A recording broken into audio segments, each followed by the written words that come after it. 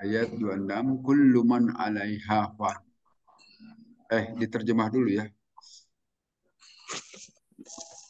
Terjemah, kullu man 'alaiha fan. Setiap makhluk yang berada di atas muka bumi ini pasti akan rusak. Fana, istilah fana itu dari bahasa Al-Quran, fan. Wayabko, dan akan tetap tinggal, akan tetap kekal. Siapa? Wajhu rabbika, zat Tuhanmu, Zul Jalali, yang memiliki keagungan wal ikram dan juga kemuliaan. Fabi ayyi ala'i rabbikuma tukadziban, maka terhadap nikmat Tuhanmu yang mana, hai jin dan manusia, kalian berdua bohongkan. Yas'aluhu, akan menanyai kepada Allah Rabb, man, makhluk, fis samawati, yang berada di langit-langit, wal ardi, dan juga bumi. Kulla yaumin, setiap hari, huwa itu Allah, fi sya'nin, dalam kesibukan, dalam urusan. Wabi ayyi ala, maka terhadap nikmat Tuhanmu, Rabbikuma, Tuhan kalian yang manakah, jin dan manusia, ketiban kalian berdua bohongkan. Sanafrugu, kami akan menyempurnakan lakum bagi kalian sekalian, ayuhas sakolahan, hai dua jin dan manusia, dua makhluk yang berat. Wabi ayyi ala rabbikuma, maka terhadap nikmat Tuhan kalian berdua yang manakah, ketiban kalian berdua bohongkan. Ya ma'syara jinni, wahai sekalian jin wal insi dan manusia. Ini stata'tum, apabila kalian kuasa, apabila kalian semua mampu, antan budu, untuk menjelajahi, min aktoris samawati, dari penjuru-penjuru langit-langit, wal ardi, dan juga bumi, panfudu, maka kalian jelajahilah itu penjuru langit dan bumi. La tanfuduna, kalian tidak akan bisa menjelajahi. Coba perhatikan di sini, la tanfuduna itu la-nya itu la nafi, meniadakan, bukan nahi, bukan larangan. Kalian semua tidak bisa. Nah, itu artinya harus begitu, bukan jangan kalian. Nah, kalau itu nafi. Dan juga beda, kalau la nahyi itu mesti la tanfudu, mesti begitu. Tapi kalau la nafi itu la tanfuduna, lengkap eh, fiil mudoriknya itu. La tanfuduna, kalian semua tidak bisa menjelajahi illa bisultan, kecuali menggunakan kekuatan dari Allah, ilmu. Fabi ayyi ala rabbikuma, maka terhadap nikmat Tuhan kalian berdua yang manakah ketiban kalian bohongkan, hai jin manusia. Yursalu, telah diutus, telah diberikan, alaikuma, kepada kalian, hai jin dan manusia, syuadun, itu nyala, nyala, minarin, dari api, wanuhasun, dan juga cairan tembaga. Belatan tasiron, maka kalian berdua tidak bisa minta pertolongan. Babi ayyi ala rabbikuma, maka terhadap nikmat Tuhan kalian berdua yang manakah tukadziban, kalian berdua bohongkan.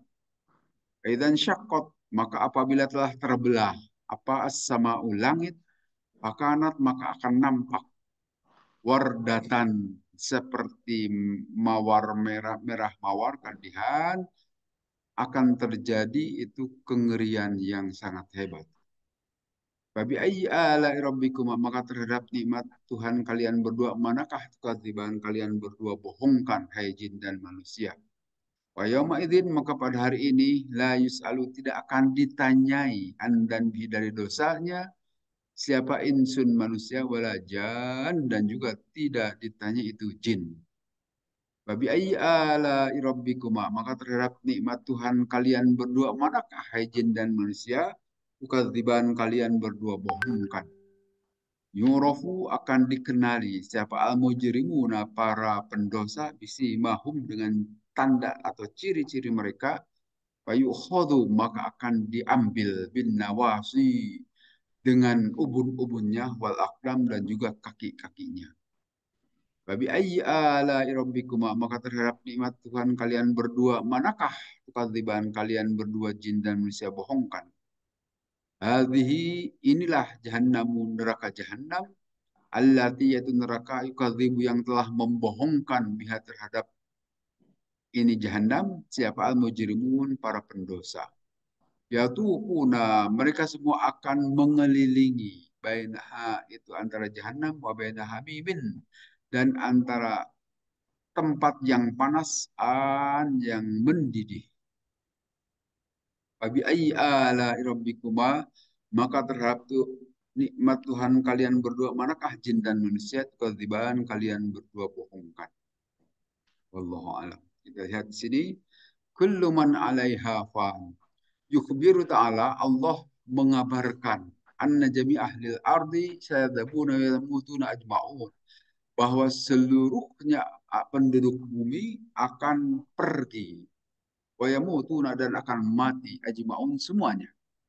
Wa kadzalika ahlus samai, ahlus samawati, demikian juga penduduk langit. Illa man sya'allah, kecuali yang Allah kehendaki, wala yabqa ahadun siwa wajhil karim, dan tidak akan tersisa seorang pun selain zat Allah. Coba perhatikan di sini, Pak. Kullu man 'alaiha fan, bahwa setiap man itu makhluk-makhluk yang berakal, manusia, jin, dan juga termasuk malaikat dan sebagainya, semuanya akan mati kecuali yang Allah kehendaki. Wayabko, dan akan tetap kekal wajah Tuhanmu yang memiliki kemuliaan dan juga yang memiliki keagungan dan juga kemuliaan. Di sini kita melihat kata-kata yabko itu jadi istilah bako, sifat bako. Dalam sifat 20 kan kita mengenal Allah itu kidam, wujud, dan bako yang ketiga itu. Bako itu adalah kekal, tetapi kekal yang tiada akhirnya.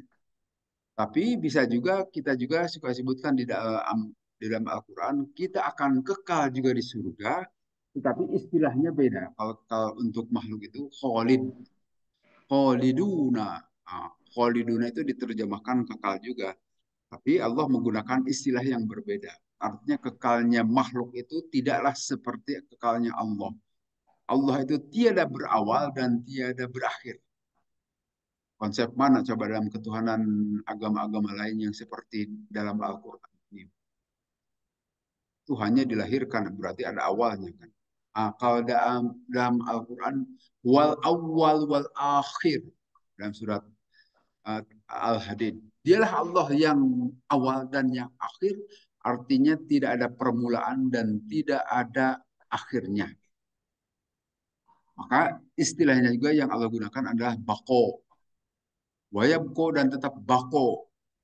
Bako itu adalah masdarnya, kata kata dasarnya. Kalau yabko itu adalah fi'il mudhari. Wayabko, dan akan tetap kekal. Yabko itu kan artinya masa yang akan sekarang dan yang akan datang. Artinya Allah sampai kapanpun akan tetap kekal. Dzul jalali wal ikram, yang memiliki keagungan dan juga kemuliaan.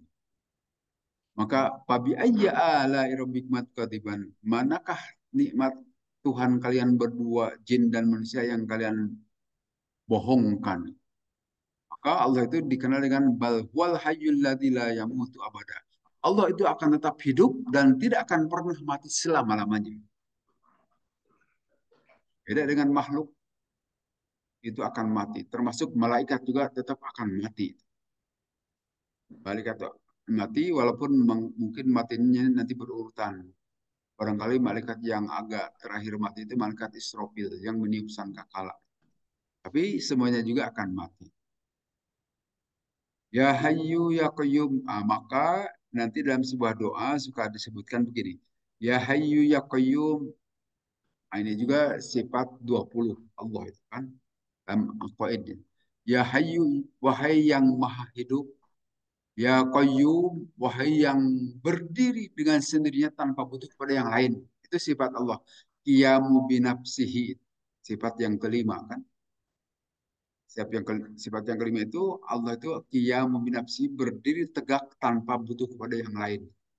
Kalau kita manusia kan tidak mungkin bisa hidup sendirian. Mana ada sekarang manusia yang bisa hidup sendirian di hutan saja misalnya. Walaupun dia tinggal di hutan, tetapi sekali-kali turun ke kota juga, cari terasi, cari garam, cari ikan gitu kan. Artinya butuh kepada yang lain. Tapi kalau Allah itu tidak butuh kepada yang lain, maka dikasih sifat qiyamu binafsihi atau al-qayyum. Allahu la ilaha illa huwal hayyul qayyum itu dalam ayat kursi kan. Al-qayyum artinya berdiri tegak tanpa butuh kepada siapapun. Gitu. Beda dengan makhluk. Kalau makhluk butuh kepada yang lain. Ya badi as-samawati. Allah juga suka dipanggil badi as-samawati. Yang menciptakan langit dan bumi tanpa contoh. Bid'ah itu kata-kata bid'ah kan gitu maksudnya. Bid'ah itu perbuatan yang tidak ada contoh sebelumnya. Dan itu dilarang. Jangan sampai melakukan perbuatan-perbuatan yang tidak ada contoh. Unprecedented job, pekerjaan yang tidak ada contoh sebelumnya. Maka Allah memiliki sifat juga badi. Beda dengan kita manusia kan, kita menciptakan apapun mesti ada contohnya. Kita sekarang bisa membuat pesawat terbang manusia. Ada contohnya. Apa contohnya? Ya burung gitu kan. Bisa membuat kapal laut, juga ada contohnya ikan. Bisa membuat segala sesuatu pun sehebat apapun manusia tidak mungkin bisa melakukan itu tanpa ada contoh. Bisa membuat robot yang nyontohnya kepada manusia. Bisa membuat kehebatan apapun semuanya adalah ada contoh sebelumnya. Ya Allah. Nah, kalau Allah itu menciptakan langit dan bumi ini tanpa ada contoh, maka dipanggil ya badi as-samawat. Wahai yang menciptakan langit tanpa contoh dan menciptakan bumi juga tanpa contoh. Ya dzal jalali wal ikram. Dan wahai dat Allah yang memiliki keagungan dan kemuliaan. La ilaha illa anta, tidak ada Tuhan selain engkau. Birahmatika nastaghiitsu, dengan rahmatmu lah kami nastaghiitsu memohon pertolongan. Aslih lana sya'nahu kullahu. Berikanlah kemaslahatan terhadap perilakunya, perilaku orang tertentu, dan jadikanlah perilaku yang baik, asli. Wala takallana illa anfusana tafata ainin, dan jangan sampai kami membiarkan sekejap mata pun terhadap diri kami. Berpaling darimu maksud. Wala ila ahadin min khalaqika, dan jangan sampai berpaling kepada makhlukmu. Nah, itu kalau manusia menuhankan Allah itu artinya sedang meninggikan derajatnya. Karena manusia itu makhluk yang paling tinggi derajatnya. Tapi pada saat manusia menyembah selain Allah itu sedang menurunkan derajatnya. Ya, bagaimana kita mau menyembah selain Allah tidak menurunkan derajat? Coba nyembah patung gitu. Patung itu lebih mulia manusia kah atau patung? Tidak bisa apa-apa itu patung itu ya. Hujanan juga tidak bisa bergerak, tidak bisa ngiuhan gitu. Kepanasan juga tidak bisa apapun, tidak bisa bicara. Lalu disembah-sembah, diminta-minta. Coba secara logika orang itu gimana? Berarti tidak cerdas itu, tidak ngerti bahwa itu tidak bisa apa-apa, lebih mulia yang menyembah. Nah, sehingga kalau kita menyembah kepada yang tidak bisa apa-apa, berarti kita menurunkan derajat di bawah yang disembah. Maka siapapun yang menyembah selain Allah sedang menurunkan derajatnya. Karena yang disembah itu tidak bisa apa-apa. Maka di sini disebutkan Allah itu Al-Jalal wal Ikram. Paslah disebutkan di sini wayab wajhu rabbika dzul jalali wal ikram, dan tidak dan akan tetap kekal wajah Allah, wajah Tuhanmu yang memiliki keagungan dan juga kemuliaan. Tentu pengertian wajah di sini ini ya zat Allah ya. Walaupun kita mengartikan wajah itu ya muka, tapi kita juga dalam bahasa kita kan mesti menyebutkan sebagian tapi yang dimaksud keseluruhan. Kita juga suka menyebut sudah lama batang hidung dia itu tidak kelihatan. Ya, yang maksud batang hidung ini bukan batang hidungnya yang jalan-jalan, tapi secara utuh dat orang tersebut tidak pernah nampak. Itu gaya bahasa. Kullu syai'in halikun illa wajhah. Dalam surat Al-Qasas disebutkan, segala sesuatu halikun akan hancur illa wajah kecuali zat Allah. Jadi seluruh makhluk ini akan hancur. Barangkali ya sejarah telah membuktikan bahwa sampai saat ini tidak ada manusia yang kekal, tidak ada yang hidup terus gitu. Kita tinggal tahu sejarahnya saja. Ada Fir'aun yang gagah berani, Dikjaya dan sebagainya, mati juga. Gitu kan.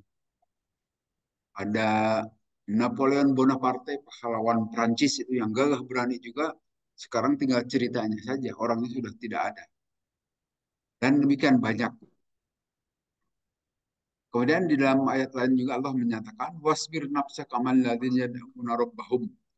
Sabarlah dirimu wahai Nabi beserta orang-orang yang memohon kepada Tuhan mereka bil ghadati wa asyi, baik pagi hari maupun sore hari, yuriduna wajhah.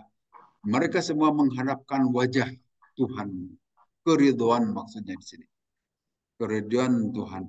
Demikian juga di ayat yang lain sebutkan dalam surah Al-Insan, innamanut ibnukum liwajhillah. Hanya saja kami memberikan makan kepada kalian itu untuk mengharapkan wajah Allah. Maka itulah sesungguhnya tujuan hidup kita yang paling tinggi itu adalah mengharapkan keridhaan Allah. Dan itu tidak gampang juga, Pak. Nah, seperti kita melakukan segala kegiatan itu harusnya muara paling dasar itu adalah keridhaan Allah, wajah Allah. Bahwa betul kita melakukan sholat untuk menggugurkan kewajiban itu mah apa tujuan antara tujuan di depan saja gitu. Tapi pada dasarnya adalah untuk mengharap keridhaan Allah. Harusnya begitu. Nah, tentu nanti ada tingkat-tingkatannya. Gitu. Seperti orang jualan itu kan untuk mencari keuntungan. Mengapa sholat? Supaya dapat surga. Ya tidak apa-apa, boleh-boleh saja. Tapi bagi orang-orang tertentu yang sudah tinggi itu bukan mencari surga, tetapi keridhaan Allah. Seperti tercermin dalam kata-kata ilahilas tulil firdausi akla. Wala aqwa ala naril jahimi. Fahabli taubata waghfir dunubi. Innaka ghafirud bil azimi. Ilahi, wahai Tuhanku, lastu lil firdausi ahla. Bukanlah aku ini sebagai calon penghuni atau meminta surga firdaus karena tidak pantas. Karena ibadah kami itu begitu jelek. Tetapi wala aku ala nari jahim. Tapi kami tidak kuat, tidak tahan kalau dimasukkan ke dalam neraka. Itu katanya disampaikan oleh Siti Robi'ah Al-Adawiyah, seorang sufi perempuan. Berkata di hadapan Allah, memohon, ya Allah, kalau aku dimasukkan ke dalam surgamu itu rasanya tidak pantas. Tetapi aku juga tidak kuat kalau harus dimasukkan ke dalam neraka. Jadi mau masuk kemana tuh? Ada puguh. Artinya itu sebetulnya sebagai kata-kata rumasa, kata-kata menyadari diri, betapa rendahnya posisi dia di hadapan Allah. Coba gara-gara sholat, apakah kita minta surga? Terlalu kecil itu sholat, kan? Kalau dibandingkan dengan surga Allah. Sholat kita khusus saja belum tentu, itu kan. Kemudian apalagi sholatnya sendirian dan sebagainya. Hanya berapa menit? 3 menit paling sholat itu ya. Nah, kemudian waktu kita itu 24 jam.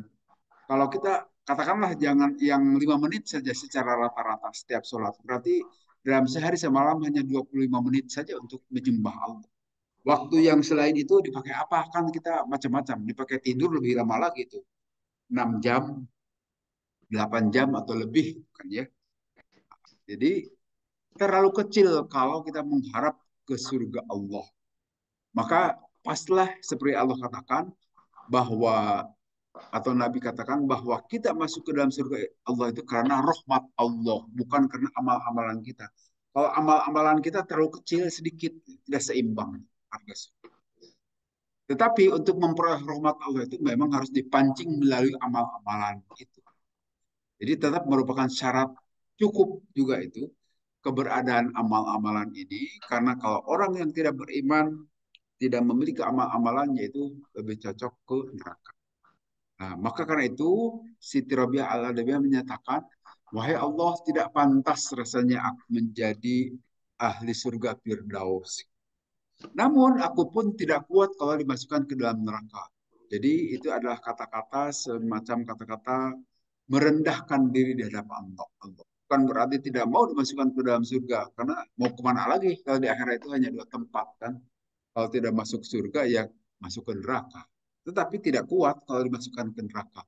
Karena serendah-rendahnya siksaan neraka itu, seperti yang disebutkan Nabi, yang akan diberikan kepada Abu Thalib itu, beliau itu meletakkan bara api di kakinya sampai kepalanya ngegolak gitu kan, mendidih.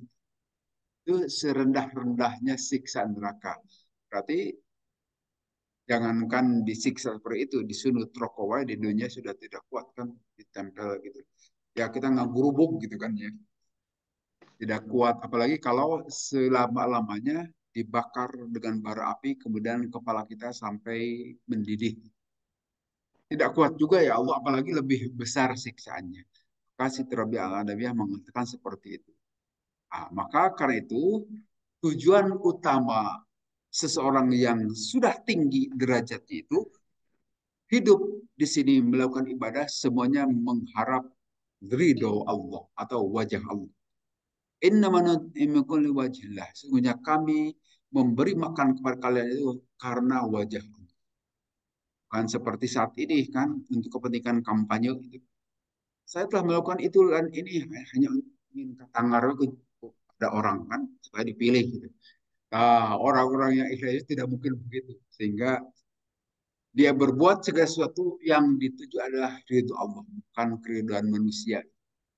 Tapi dalam kenyataannya banyak yang seperti itu untuk memperoleh ridho manusia, ya terutama musim kampanye. Apa yang telah diperbuat masa lalu, itulah supaya dilihat. Ya tentu saja dalam hal ini bukan berarti tidak boleh, silahkan, boleh-boleh saja.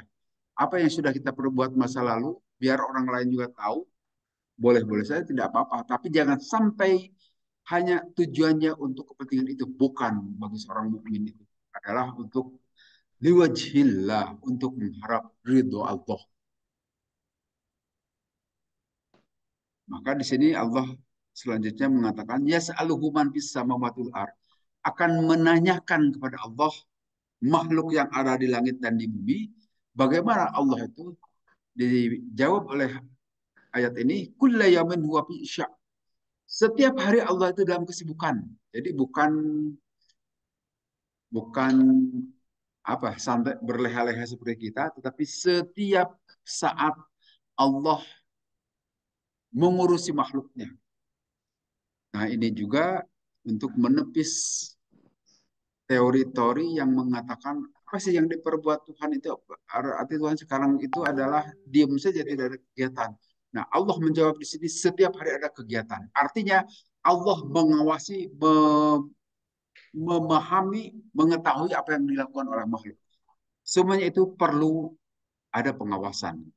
Maka di sini juga disebutkan wahada ikhbarun an ginahu apa siwahu.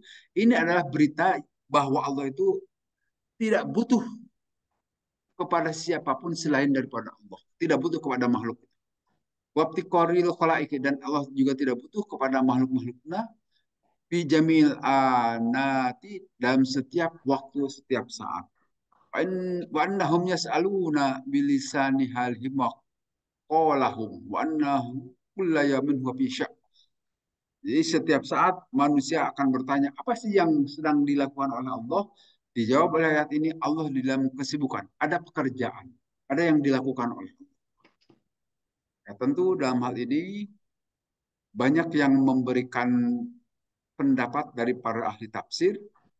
Ayyuji badaian, seperti Allah menjawab doa-doa. Itu kegiatan Allah. Ayu tisailan, atau Allah memberi kepada orang yang meminta. Ayapika anian, ayashfi sakiban, atau menyembuhkan orang yang sakit dan sebagainya. Semua itu dalam pengawasan Allah, atau Allah mengawasi makhluknya. Makhluk Allah itu demikian banyak.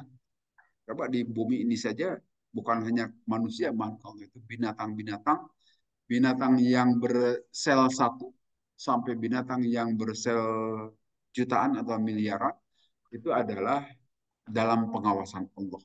Bagaimana kita bisa mengawasi? Kita dalam manusia sangat terbatas kan. Kita bisa mengawasi kalau kita sebagai pimpinan saja. Apakah kita kenal apa yang dilakukan oleh semua anak buah kita? Kan tidak tahu juga. Walaupun seharusnya kita tahu sebagai pimpinan, tahu apa yang dilakukan oleh anak buah, kan? Tetapi tahunya itu sebatas pengetahuan secara garis besarnya saja. Tapi apa yang sedang dipikirkan anak buah kita tidak mengerti. Nah, kalau Allah tidak seperti itu, Allah mengerti sampai sabletis, sampai hal-hal detail, bahkan apa yang digerentaskan di dalam hati seseorang, Allah Maha tahu. Belum diucapkan Allah Maha tahu. Ya'lamu kha'inata a'yun wa ma tukhfis sudur, begitu kata Allah. Allah Maha mengetahui apa yang disimpan di dalam hati, apa yang dijadikan mata-mata berkhianat, dan apa yang ada di dalam hati. Allah Maha mengetahui. Itu di sini kehebatan atau kemahakuasaan Allah. Mengetahui bukan sekedar apa yang nampak. Kalau kita manusia mengetahui apa yang nampak, apa yang di dalam hati kita tidak tahu. Apa yang di balik dinding kita tidak tahu. Di sisi Allah semuanya terbuka. Allah Maha mengetahui. Ya'lamu kha'inatal a'yun wa ma tubis sudur. Allah mengetahui mata-mata yang berkhianat dan apa yang ada di dalam hati. Jadi kadang-kadang mata kita kan sudah suka melihat sesuatu yang aneh-aneh, waktu nonton atau waktu apa ada aurat ditonton saja misalnya. Nah, Allah tahu itu terhadap apa yang dilakukan, dan tahunya itu bukan kepada sekelompok, kepada semuanya. Allah Maha mengetahui. Pada saat kita melakukan pengkhianatan terhadap anak kita, pada saat kita mendengar yang bukan yang seharusnya didengar, pada saat kita meraba yang sesuatu yang bukan harus diraba dan sebagainya, semuanya dalam pengetahuan Allah, dalam pengawasan Allah.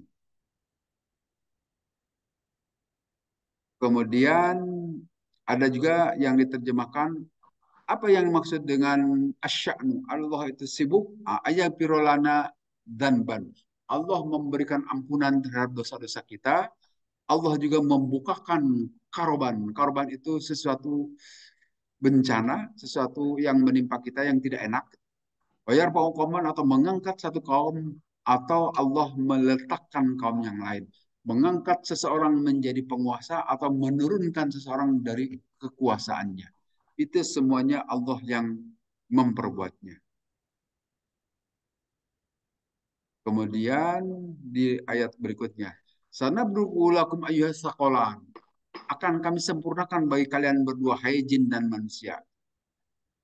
Di sini di ayat 33 kita bisa baca, ya ma'syarul jinni, wahai sekalian. Nah, yang dipanggil itu adalah seluruh. Ya ma'syarul jinni wal insi, wahai sekalian jin dan manusia. Jika kalian mampu untuk menjelajahi penjuru-penjuru langit dan bumi, panfudu, jelajahilah oleh kalian semua. La tanfuduna, tidaklah kalian bisa menjelajahi illa bisultan, kecuali dengan kekuasaan, dengan pengetahuan. Ini adalah bukti nyata. Waktu ayat ini diturunkan sulit memahami ayat ini. Apa maksudnya? Karena manusia saat itu belum bisa boro-boro menjelajahi langit dan bumi, kan? Melakukan perjalanan dari Mekah ke Madinah saja lama sekali, kan? Itu waktu yang berminggu-minggu atau berhari-hari, karena hanya jalan kaki atau menggunakan kendaraan yang lambat. Tetapi ayat ini menantang kepada jin dan manusia, silakan jelajahi itu langit dan bumi. Bagaimana menjelajahi langit dan bumi yang demikian besar itu? Nah, baru terbukti pada awal-awal abad kemarin kita ini, ya, awal-awal abad 20 ya, 2021 atau 22 ini. Nah, terbukti bahwa tantangan Allah ini bisa dibuktikan oleh NASA, oleh orang-orang Uni Soviet dahulu, atau oleh orang NASA Amerika juga. Bisa menjelajahi langit dan bumi, dan itu perintah Allah. Silahkan jelajahi menggunakan pesawat ruang angkasa itu dengan beragam kemampuan, atau pakai Apollo kalau dahulu awal-awal tahun 60-an itu. Bisa dijelajahi itu langit. Walaupun penjelajahannya itu juga masih terbatas. Belum bisa menjelajahi sampai keluar angkasa.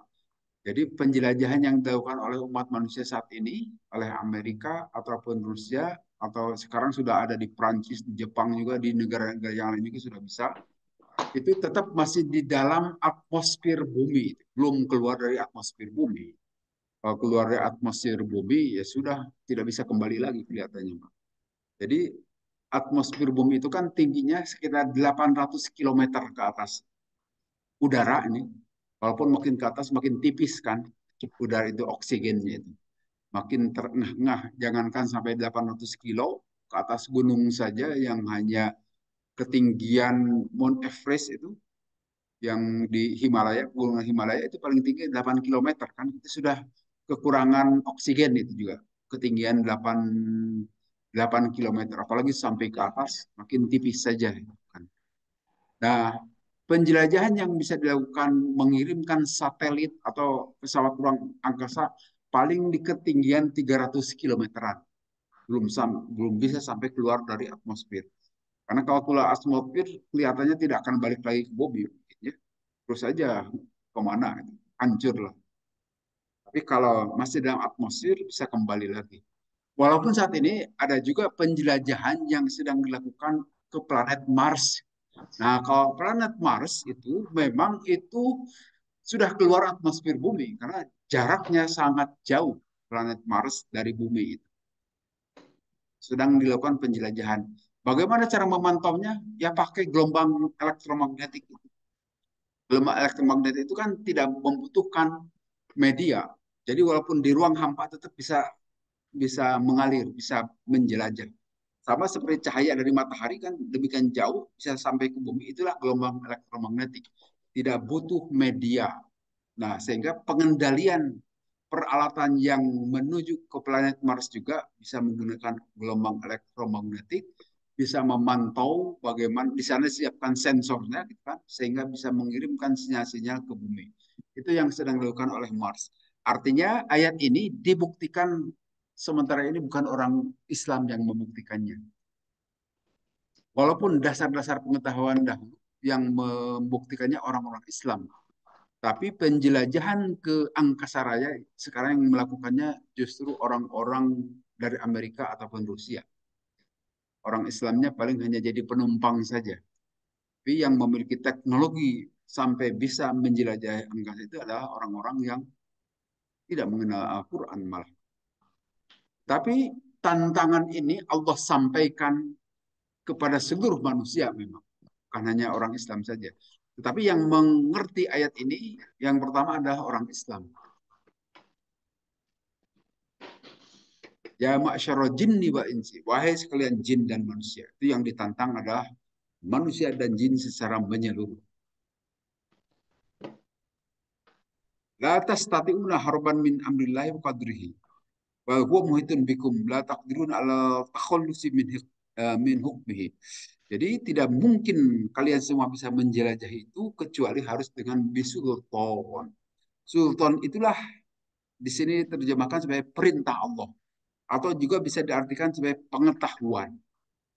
Jadi orang itu bisa menjelajah ke angkasa raya itu menggunakan peralatan, tidak mungkin sendirian.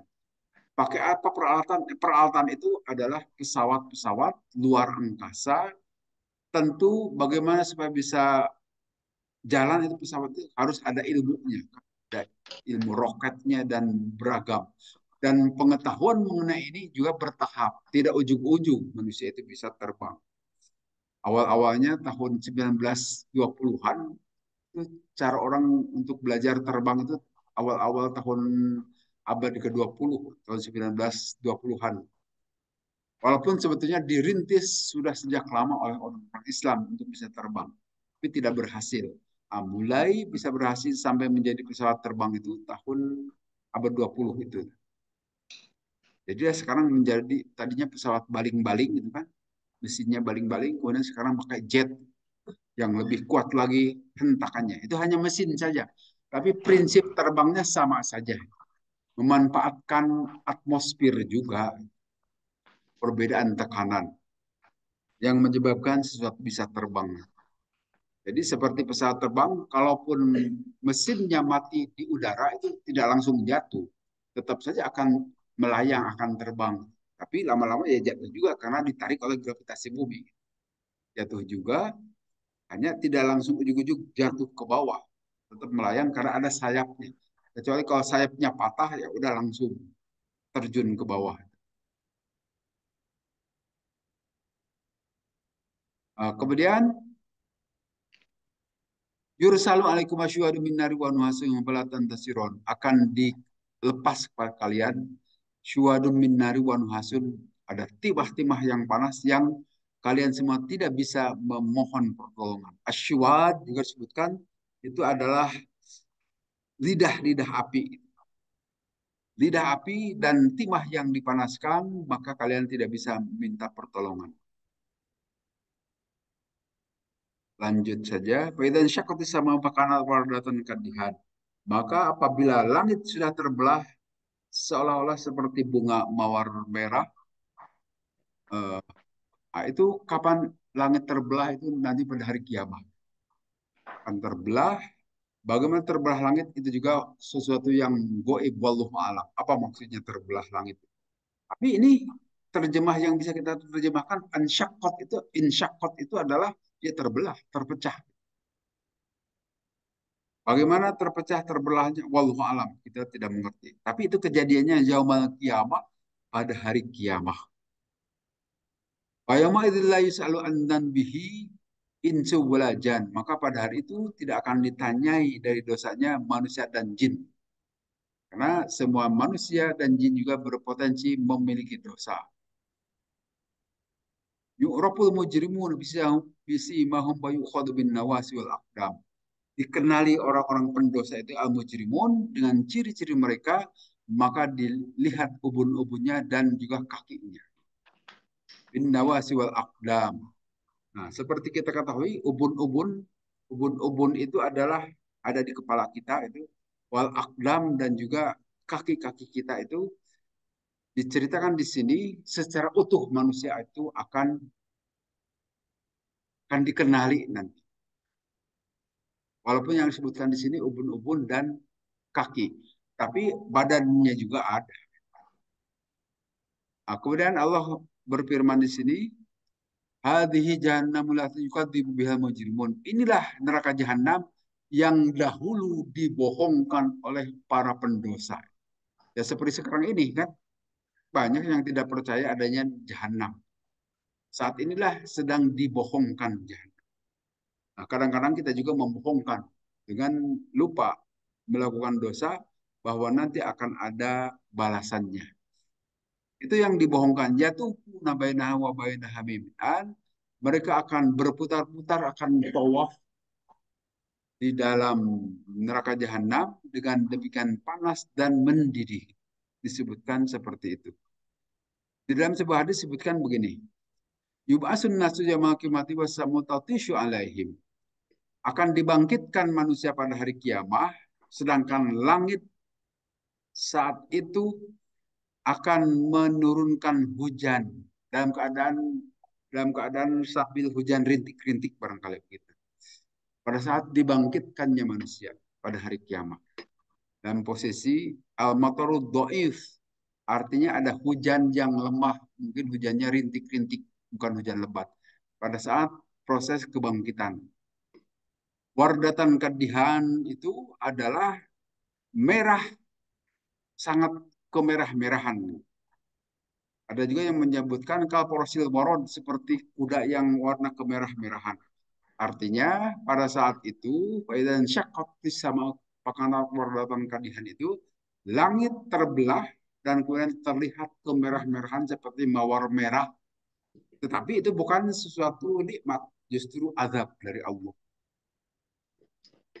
Dan saya kira lebih mengerikannya lagi kalau terjadi kiamat itu tentu saja tidak seperti kalau sekedar gempa saja kan kita juga bisa panik. Kalau gempanya seperti 4,2 skala Richter, barangkali itu apalagi kalau jauh kita hanya dapat goyangannya. Tapi kalau di pusat gempa itu juga membuat panik kan orang-orang. Apalagi nanti hari kiamat besar sekali guncangannya. Tapi mudah-mudahan kita semua sudah tidak perlu mengalami kiamat, sudah mati semuanya. Karena nanti memang disebutkan yang akan mengalami kiamat itu orang-orang yang tidak beriman. Kita semua mudah-mudahan tidak perlu ikut mengalami hari kiamat. Kemudian disebutkan dan biin jan. Pada hari itu tidak akan ditanyai dari dosanya manusia dan jin. Nah, di sini disebutkan juga di dalam surat Al-Mursalat, hadza yaumun la yantikun. Pada hari ini la yantikun tidak bisa berkata-kata. Wala yu'dzan lahum tadirun dan tidak diizinkan bagi mereka. Kemudian mereka memohon supaya bisa melakukan itu, berkata-kata. Nah, saat itu yang bisa berbicara itu adalah bukan mulut kita, tetapi akan berbicara itu adalah tangan kita, yang akan berbicara juga adalah kaki dan anggota tubuh yang lainnya. Itu yang akan berbicara saat itu. Khutima ala aqwahil qawmi, akan ditutup, akan dikunci mulut-mulut kaum itu. Watakallamat aidihim, yang akan berbicara itu adalah tangan-tangan mereka, wa arjuluhum dan juga kaki-kaki mereka. Bima kanu ya'malun, terhadap apa yang telah mereka lakukan sebelumnya. Jadi pada hari kiamat itu yang akan berbicara bukan mulut kita. Apa yang akan dibicarakan itu pasti tidak akan berbohong. Ya sekarang juga kan tangan tidak bisa berbohong. Coba sidik jari itu. Sidik jari itu kan unik, setiap manusia itu pasti hanya memiliki sidik jari yang berbeda dengan orang lain, tidak akan pernah sama. Kalau wajah masih mungkin bisa sama ya. Kata-kata juga masih mungkin, apalagi berkata-kata bisa mengandung kebohongan. Tapi coba sidik jari. Sidik jari aja waktu di dunia saja digunakan oleh kepolisian ataupun imigrasi dan yang lain-lain untuk meyakinkan bahwa orang itu bukan orang yang berbeda, pasti orang yang sesungguhnya. Itu tidak mungkin berbohong. Apalagi nanti di akhirat, suasana sudah suasananya sudah lain lagi, tidak akan mungkin berbohong. Maka Allah di sini menyebutkan tidak akan bisa berbicara kecuali yang diberi izin. Ada penjelasan di sini, yang diberi izin itu adalah anggota-anggota tubuh kita yang akan berbicara. Akan saling memberikan kesaksian antara satu dengan yang lain. Kemudian di ayat terakhir disebutkan di sini, itulah neraka jahanam yang dahulu kalian bohongkan. Hadhihin narul lati kuntum tukadzibun, itulah neraka yang kalian dahulu bohongkan, keberadaannya sekarang nampak nyata. Akan berkeliling orang-orang itu nanti di antara jahanam dalam keadaan mendidih dan panas yang penuh dengan siksaan. Kemudian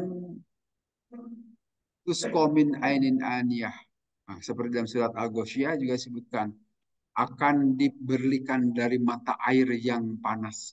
Beri minum mata air yang aniyah, yang mengandung nanah juga. Jadi penghuni neraka tentu saja akan sangat sengsara. Walaupun saat ini barangkali kita belum bisa membayangkan karena itu sesuatu yang gaib, tapi pasti kejadian, akan kejadian suatu saat. Saya kira itu saja bahasan pada hari ini.